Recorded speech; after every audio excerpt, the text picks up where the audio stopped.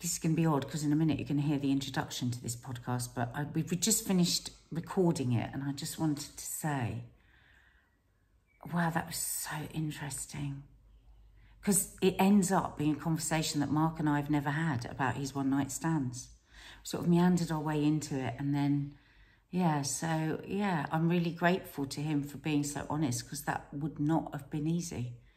Anyway, just a little warning. This could trigger you if you are somebody that is really struggling with the whole one-night stand. And very much this is a podcast about the people that struggle more with it, because obviously there's lots of people out there that have one-night stands and they're having a ball, and you know, we fully accept that. But that was full power, that chat. Good morning and welcome to How to Stay Married So Far. Please subscribe and tell people all about this podcast if you're enjoying it. And if you fancy seeing us, we're over on YouTube. And if you're watching us on YouTube, you can listen to us on podcast. Hello. Hello. Right, so today we are talking about one-night stands, or as my friend Lee says, he's moved over to one-afternoon stands because he's getting older and he likes to get decent night's get a good night's sleep. This came out of a coffee moaning. If you know the channel, we do a sort of daily newsy kind of topical kind of chinwag. You know, talk about all sorts of things, news, but all sorts of other topics too.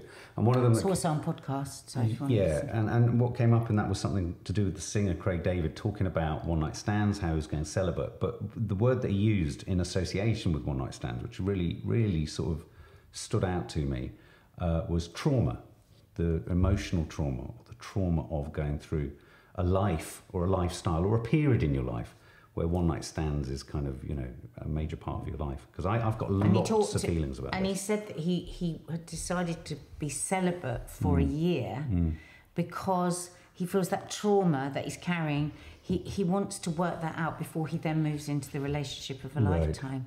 This is interesting. It's very compartmentalised. It's very ordered. Very ordered. Yeah. So that was that point. And now I'm sort of cleaning up almost, and then moving into the relationship of my life. That's how it felt to me, what he was saying. This is live from home. We're not in a studio. But we're in South London. There we go. That's the one-night stand police. I mean, the one-night stand. I mean, what is the stereotype of a one-night stand? What is conjured in your mind, Nadia, when you hear someone say one-night stand? What does that conjure in your mind from two perspectives? One, how does that look to you? And two, who does it? Well, because we are of the age before the dating app and before Tinder, I'm sure the way that I look at it is very different, because, I mean, people that I know that use Tinder, it's literally hookup. There's so many different apps now where you can be quite upfront that you're just meeting up for a hookup. A hookup? Wow, fantastic. There's so many different labels now, isn't it? A situationship, a this, a that. It's just so confusing. But for me, it was really simple. A one-night stand meant getting together with somebody whilst pissed and ending up somewhere, waking up the next morning wondering how you can get home. I was never a one-night stand person. Wow. I think I've been really lucky in that. You've never had a one-night? I find that I still, when you say that, find it bizarre. I've had situations where I've had a snog and where I haven't, but I haven't had sex with someone, woken up in the morning, like not known them, woken up in the morning and just thought that's it and then gone. I've never had that traditional one-night stand. And I'm so glad for that. I think my insecurities around myself, and I think is what saved me from that. I mean, I've never been a person that can separate sex from a person. But I just can't. Like, if I don't like a person, I can't have sex with them. If I don't really like a person, I can't have sex with them. I think there's a lot of people who totally agree with what you're saying there. And I think on a level, I think I agree. I think most people would agree, actually, that, you know, I think better sex... Well, no, maybe they don't. Better sex, does it necessarily come with depth of feeling and emotion and feelings? No, but that's not what I mean. I don't mean better sex happens with somebody I know. Sex. It means, no, I literally can't. It's such an anathema to me, the thought that you would have sex with somebody that you don't know. But this is the misnomer about one-night stands, you see.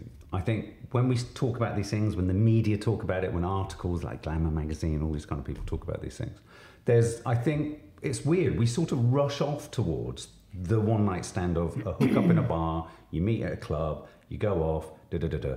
That can happen, obviously, but a huge number, and in fact, the vast majority of one night stands happen between people who know each other and are in a friendship circle or in a work colleague situation. So there is actually an aspect of knowledge around the person, but the one night standness of it is simply the act of having sex with someone that you're not in a relationship with. No, but you said to me, what's your typical picture of a one night? Sort of, that would be my typical, is, but obviously there's many, but that's my idea of a one night stand, is like you meet somebody, get pissed, shag. Because you see, I was thinking back to all of the one night stands that I've had, and I was thinking actually the vast majority of them were with people that I either worked with or knew or had some knowledge of or had a friendship with even, and a one night stand would evolve out of them. I mean, obviously there were occasions where you'd be out and you'd meet someone who was a friend of a friend or in another group or something like that, and it would happen, and it was a surprise and it was a shock. But that was much more the exception than the rule. It was usually around people that you kind of knew, weirdly. And I think, I mean, the other day on Coffee Moaning, you were saying, I can't remember exactly what it was you said, but you said something like, but the thing is, everybody knows. I mean, you know, you both know that it's just a one night stand, and I think that is a huge mistake to think that whoever you are having that hookup with totally understands always that it's just one night, because I think so often there is an imbalance with that, and there is somebody who it might start off that way, but you know, if you like somebody enough to have sex with them, you know, then there's often many people will have thoughts of it being a bit more than that. Well, yeah, and also, I mean, I think for the vast, you know, I was reading some pieces about this the other day, and I think a lot more men go into them sort of not thinking there's going to be anything coming out the back end.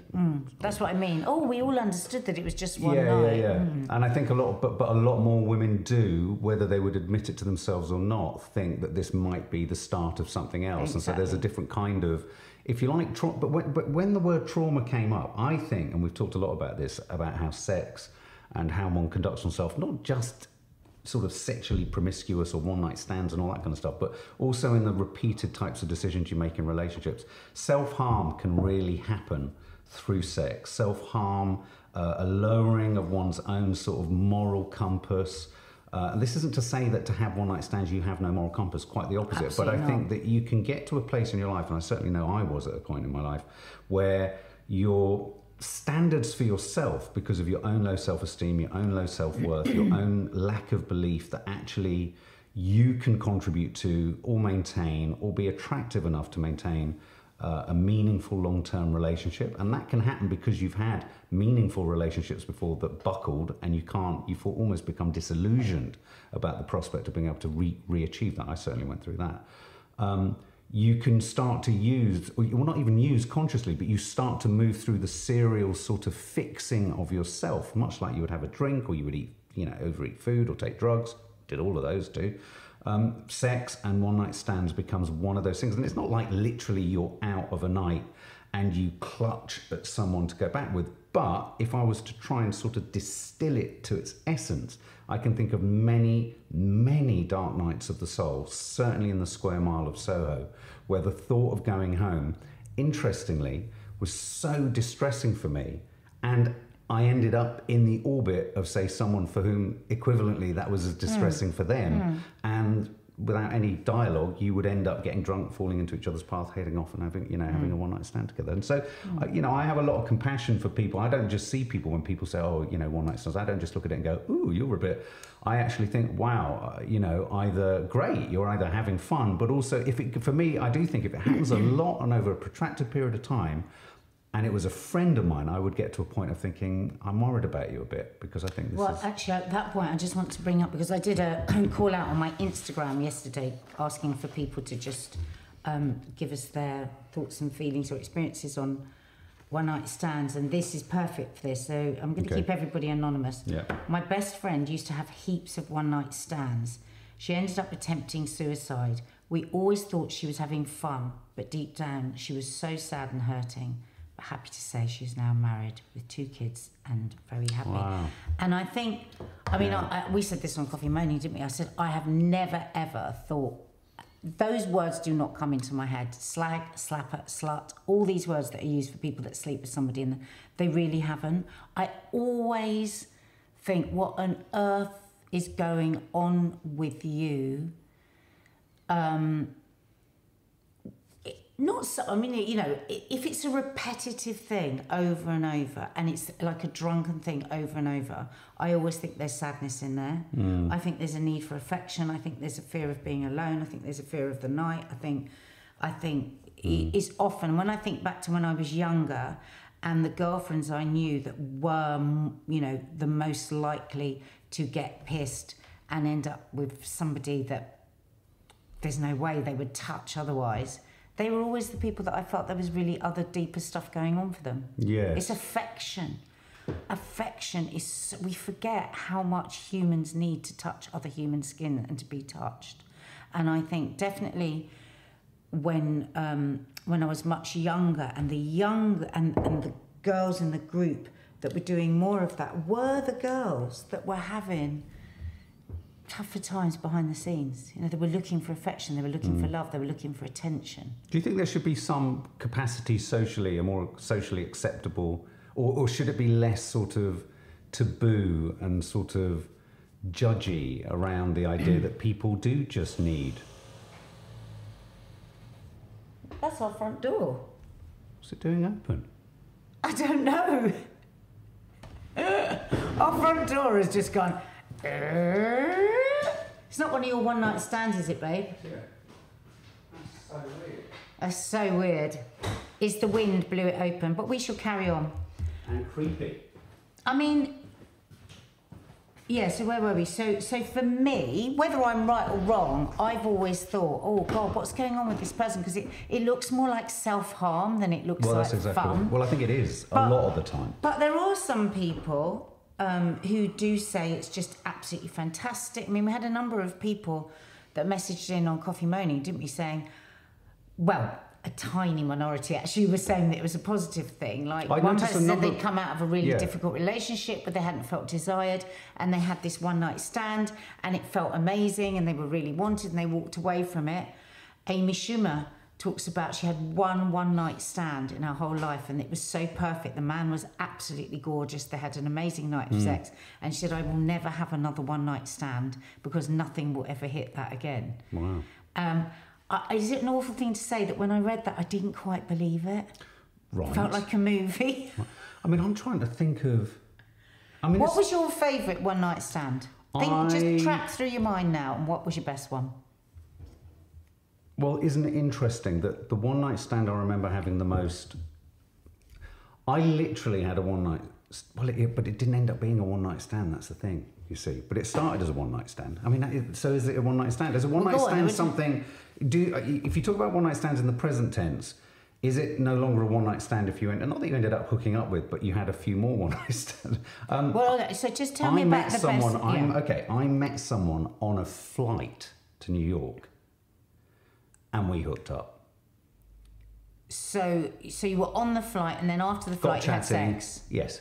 So you went straight to a hotel and had sex? No. Went had to do something. I can't remember. We were filming something, and then she hooked up, and then we went off and we did it. So were you going to be working with her? No. No. Oh, okay. No, she was. You're just a random person. Just started talking on the plane.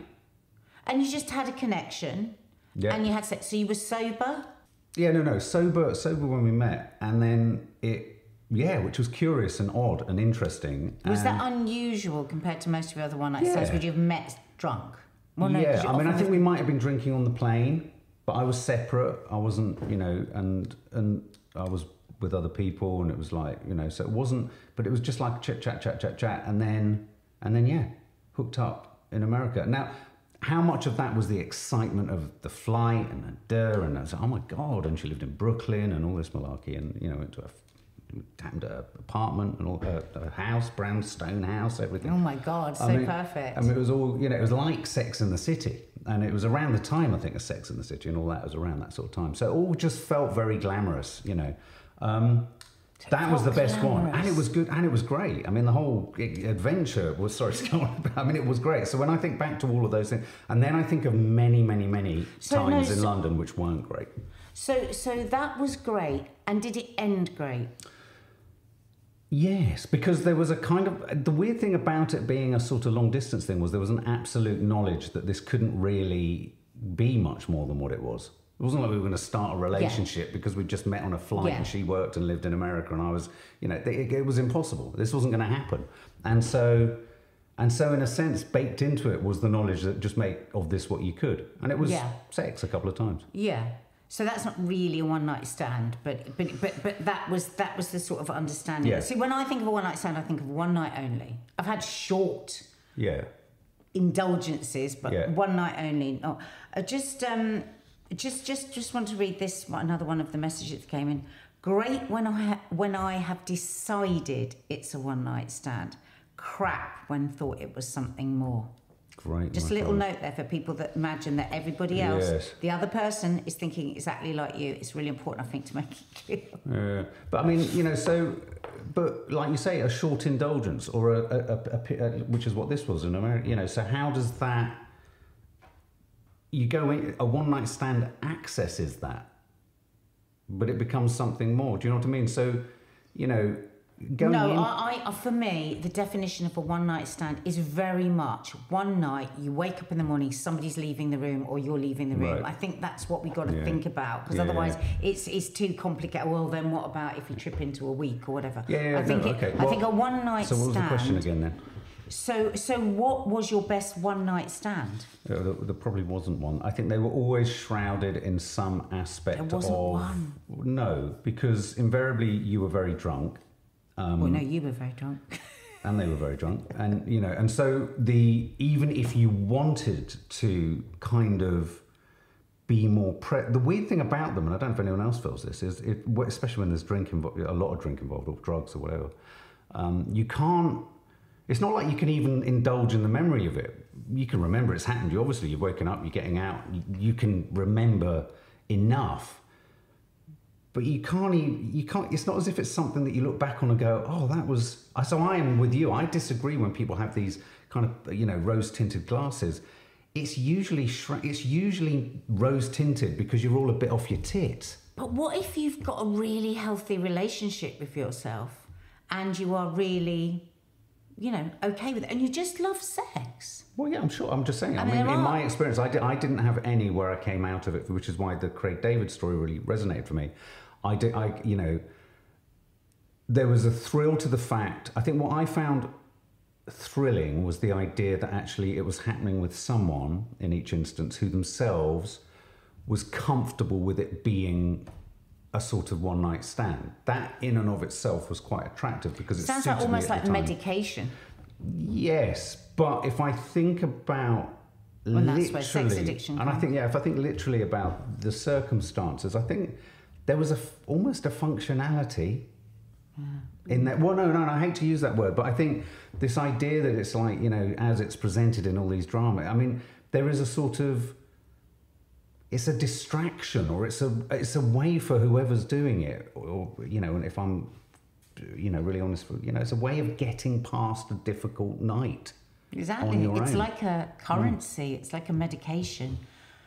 Did you ever, in any of your one-night stands, once you've got back and you've got to do the deed, were there times when you wished you didn't have to? Probably. You don't have to say yes. Probably. No, because I think... What do you mean? Get back and you go, I don't know if I fancy this. Yeah, like when it's... Because, just like, oh, God, no, actually, now I'm back and it's a bit bright. No, you wake up, but I've woken up and I've thought, oh, God, who? What? Oh, God. Have you ever woken up and felt repulsed?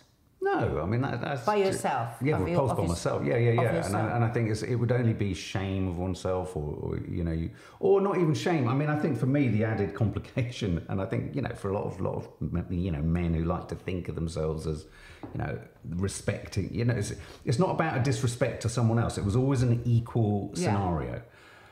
But I think baked into the very idea of a one-night stand, it's quite troubling for a bloke who in any way, if you're a man who in any way likes to think of yourself as really being kind of in sort of gender politics and you know, equality and all that kind of stuff, it throws a spanner in the works for you. You sort of, a part of me feels uncomfortable with the, what have I done? Have I just been transactional in something that's really intimate and important? And I think every single time for me, I always felt like a huge sense of disappointment in myself. Huge disappointment in myself, but no judgment of the other person whatsoever. For me, I'd met a journey person or a journey woman who was in a similar lost place as me. And so in a weird way, that's where I think compassion would often be felt, and there would be an intimacy of sorts within that, a shared sort of sadness.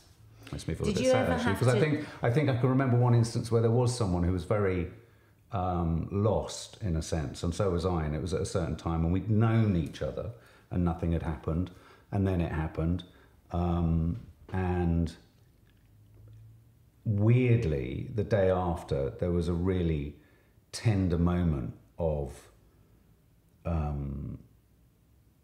sort of being with each other or holding each other, and sorry. Oh, sweetie. Oh.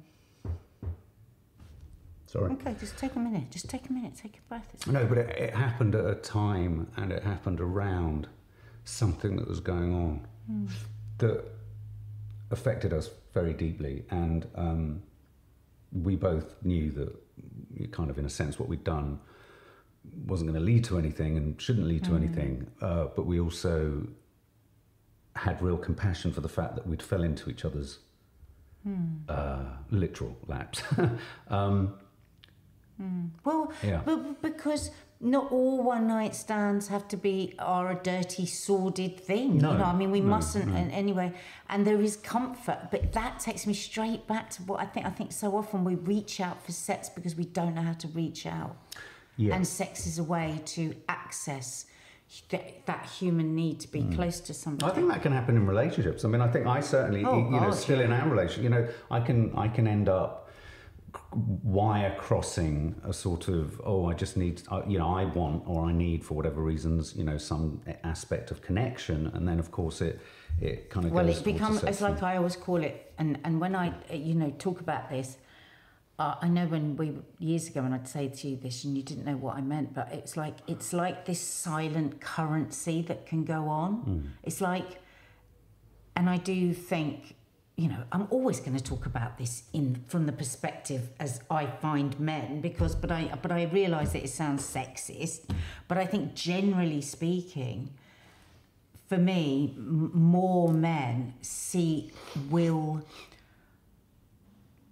want to access sex as a way of dealing with the emotions within a relationship rather than discussion, affection, whatever. Sex is what makes them feel, again, that the relationship is okay. Yeah. And that for me, again, I can't do any kind of, if there's any kind of transaction going on, it's really weird. I just can't. It's just, and I suppose that feeds into, again, me not even being able to do one-night stands.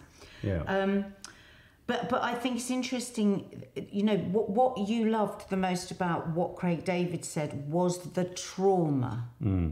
Is that so we're always parking here the fact that there are many people that can just have one-night stands and not be traumatised and have a great time. In fact, here I've got one. Had my first one around Christmas at 38, no regrets, had the best night and didn't affect me afterwards. Wow, fantastic. But that, you see, my first one at 38, and it was great and I moved on. So that isn't somebody that's habitually used one-night stands because you're filling a gap. So there are those people that will also...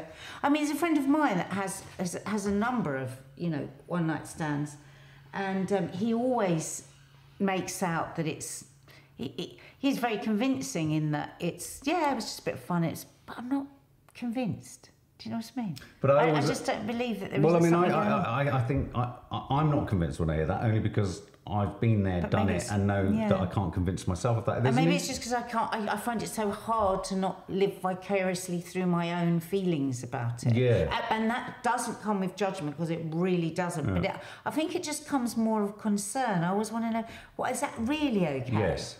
Yeah. Is I mean, that, yeah. you Yeah. know, it's that It's sort like, of but vibe. that's what I mean. That's why I think there is a parallel between, you know, serial one-night stands, how one-night stands can affect you emotionally, spiritually, morally, you know, physically, and also serial relationships. I mean, I think sometimes, you know, it's a little bit like people who say, I don't drink every day, but I binge drink. Well, okay, you might not sleep around every night. You can use small relationships and stuff. I just wanted to share with you this thing from a survey that I pulled. An article in The Guardian said, women and men alike say they enjoy the comfort of strangers, so there's an equivalence in terms of studies show that. But apparently for women, variety, interestingly, is a big incentive, more for women than men. Of those asked who engaged in more than, you know, quite a few one-night stands, the pleasure of variety may be taken for granted by men, but women were often explicit about the thrill of the remarkable and subtle difference of each penis. And I was like, I thought, really? I was surprised by that. Well, why? Aren't you astounded by the remarkable difference of each vagina and each pair of breasts? Why would that be weird? Well, I don't know. I suppose... No, of course. But I mean, I suppose I was just surprised to hear it sort of parked in the realm more of women than men. I'd have thought more men would be interested in the variety of shape. Is it more? Well, it says that women were often more explicit about the thrill of the remarkable and subtle difference of each penis. Might have been more explicit, but there weren't more women that were enjoying that than men. I think that's the different thing, mate. I think that's maybe. I don't. But you know, but then the idea, you know, that the variety is the spice of life. You know, for some people, I mean, I was never looking at it in the terms of, or I was never in it thinking, oh, she's different, and oh, this feels different, and oh, that looks different. It wasn't like a sort of, that made me think of a sort of like, this is like collecting stuff, collecting experiences. I mean, some people do go through life wanting to experience I think when you think some people different... just have voracious appetites for everything, don't they? You know, they want to jump out of planes, they want to climb mountains, they want to do this, they want to do that. So yes, I can totally understand that there are lots of people that want to just try everything on the menu. Yeah. A hot and cold running buffet, loading up a plate with all sorts of different things. Fair enough. Studies show that while men regret the sexual opportunities they've missed, women often regret some of the casual sex they did have. Once they've missed. So men are always thinking about what they haven't had, even when they've had it. Whereas women more often than men regret the casual sex that they had. Someone here, sad and guilty, that was just their answer. Oh, really? Another one, used to when drunk, had such low self-esteem that thought it would equal a relationship. Another one here, I think they're horrendous. They just left me feeling used afterwards. Used. Isn't it? Now, a lot of people say that, but as you say, you've both, you know, jumped into a cab or whatever and gone, you know, there was an agreement there, and yet that feeling of being used. Funny, isn't it? I sometimes... It's interesting. I saw a couple of articles, and you don't know how many of these articles are just journalists just trying to put a name out there to a thing to create, you know, clickbait. Content. But, you know, there's a suggestion, which again, there was a suggestion in a piece, again, in one of the sort of broadsheets saying that the one-night stand is less of a thing now than it used to be. Although there's a sort of ubiquity of swiping right and lots of kind of dating apps and all this kind of stuff, there was a suggestion that there is less of a desire for one-night stands now than there was when we were around. Now, do you think that's because, like, just from our younger followers, when they talk about going out on these dates, and so they're meeting up with them, so they're fairly sober, and then instantly they don't like them, they'll have a couple of drinks and try and get out of it as quick as they can and get home. I wonder if that's another part of it I wondered was whether maybe that is happening because you can make another choice for someone else so easily and quickly at a much earlier stage, whereas back in our day... You were clutching at the last people that were still on the dance floor. Well, well, not only clutching, but if you found someone who was vaguely interested, you didn't know you didn't know where you were going to find anyone else who was vaguely interested. Yeah, exactly. So it's not like you could go online and go, oh, look this for could be my only chance. Yeah, absolutely. I've got one here from a fella, actually. Fantastic at the time, then regretful. It's a cliche, but it's true. It is true. It is true. I mean, it's interesting the way in which I saw a couple of comments on our live the other day where they said, you know, it was almost like it was a moment, for some people it had been a moment after a difficult period in their life to kind of, like pressing a reset button or a restart button. So is there something in the repetitiveness of it then? The occasional one-night stand could... But even within that sort of almost therapeutic suggestion that some people have used it as a way to reset, there's also the acknowledgement that it's quite a traumatic thing. You're doing, it's like what's it called when you give someone sort of electric shock to get their heart going? It's like, it's quite traumatic. It's I'm going to do something quite extreme and outside of my comfort zone, or, you know. So where is the trauma in you? The trauma, where do you hold it? Where do I hold it? That's a good question. For me, the one-night stand is a continuation of what I'm beginning to discover as my fundamental issue, which is, which if let's say that issue pivots around the idea that really, and it's all about self-esteem, self-worth. There's no self-pity in this. This is just what it is. Christ, you're kind of I'm not the main event. I'm the kind of thing you pass through to get to something else. The way in which the one-night stand became something for me was a way of not having to hang around long enough to work out whether they were going to move on. And I would say that that's why I keep being tugged back to the idea that for me, there's a huge grey area between the one-night stands and the short serial relationships, because they were happening in the same sort of way for me. And for me, and when I've had even long-term relationships where I've struggled in them, is where I've but I've struggled to believe that I am the person or the thing that this person would want. So, you know, so the trauma of the one-night stands is when I talk about it, when I think about it, I feel actually real compassion and sadness, not just for the me who was going through it all, because I think in the end, it has done a lot of damage and put a lot of pressure on things like dealing with jealousy. It's really, over the years, it's really damaged my trust issues. It's damaged me, and it will have aggravated all of my jealousy issues in the past. It will have made me suspicious, not in a dark way, but just I can't believe, say, the commitment of that person to me, because I've kind of hardwired it into myself that the act of sex can be quite transactional and can be something that's just temporary and not actually based upon. So when you talk about how there has to be an emotional contingent to it, you know, I've probably for too many years struggled to believe that, and so I've projected my own value systems and my own behaviours on you and our situation. And that's the interesting thing, is that the trauma that Craig David spoke about isn't just for the person that has, you know, indulged, for want of a better word, in the one-night stands. It is the partner that they end up with, because you do carry that. Yes, absolutely. But then I carry that. Yeah, because absolutely. then you've got all these ideas that, of course, if you intellectualise them, are silly. But that's where the deep trauma goes. It informs in the back of your mind all the time, and your jealousy issues. And this is the very difficult thing for anyone that's in a relationship where somebody is jealous. They are often judging the person that they're jealous with on their own actions. Absolutely. And that's what's so hard. Absolutely. And I mean, I'd say unforgivable, but it's not. You know, I'm taking ownership of it. And I don't mean it in any way. You know, we're through that, but I'm just saying, for anybody listening, that is a very interesting point, that the trauma, you may be experiencing the trauma of your partner's, you know, previous sex life, and the way that they have been left feeling about themselves and those people that they, you know, that they had sex with. I would also say, I'd also go so far, and I'm not gonna, it's not my place to talk about anyone else's own sort of private conversations, but I was talking to my mum about her life when she was younger over the weekend. And interestingly, I mean, something about our live the other day about the one-night stands really made her think about stuff. And it was quite a good conversation that we had, a meaningful conversation. But I mean, for me, at a very young age, I saw, I mean, you know, unfortunately, and she knows this and she would agree, you know, I was alongside a great number of casual sex sort of events.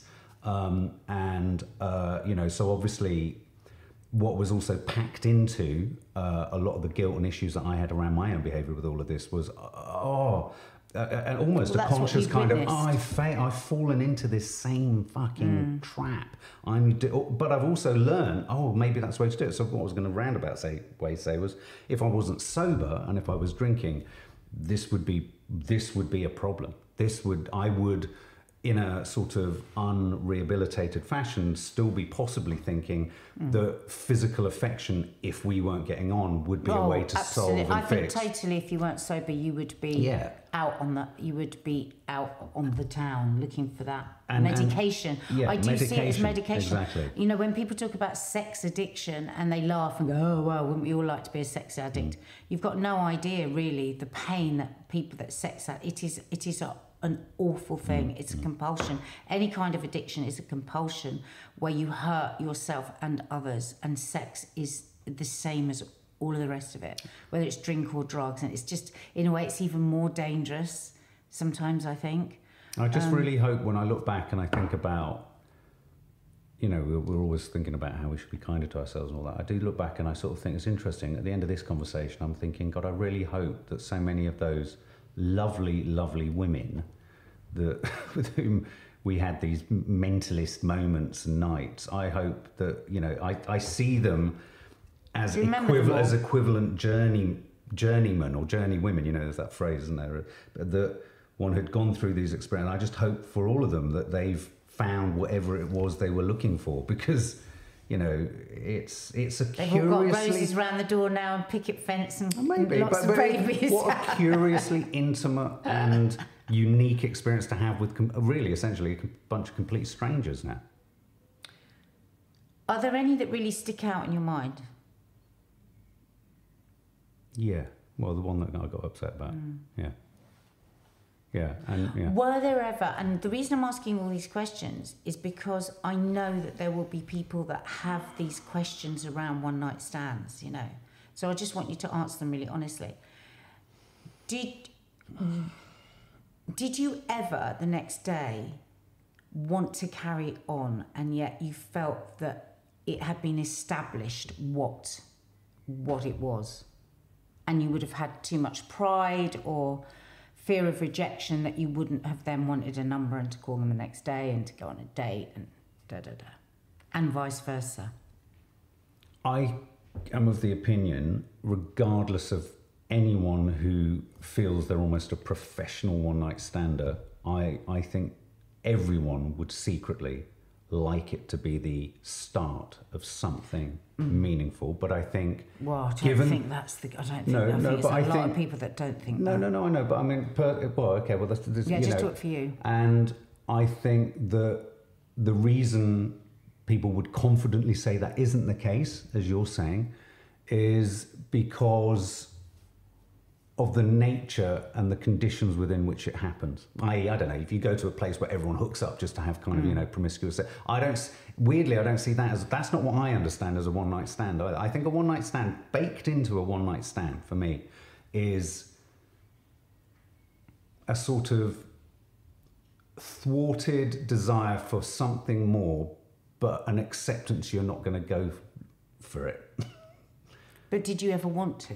I think if you were to drill into the DNA of it with the benefit of hindsight, I would have probably, yes, in all situations, would have liked it preferably. Did you ever hand your phone number over and then that those phones or the calls or the texts would come in? Well, on the few, as I say, there were numerous occasions where it was people I knew, but I mean, on the few occasions where it wasn't people I knew, did I hand my number over? Numbers would have been exchanged, and I think on some occasions, it would have been a blessed relief that they hadn't contacted, not because I necessarily regretted who they were, or, you know, what I do hate is that idea that you wake up and you go, oh. Well, sometimes you will have done. Yeah, well, maybe, but I mean, I don't massively remember that. My moment is the gasp horror of complications, especially if it was a one-night stand and I was in a short-term relationship with someone else. It's like, what am I going to do? How am I going to explain this? Yeah.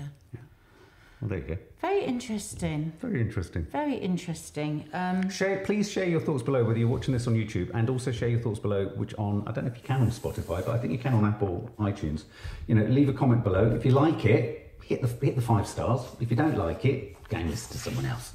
And thank you so much for all those that, it was late last night that I put this call out, and lots of you answered, so thank you for sharing your thoughts on it. And yeah, please check out our other podcast, two other podcasts, Agony, Aunts and Uncle and Coffee Moaning.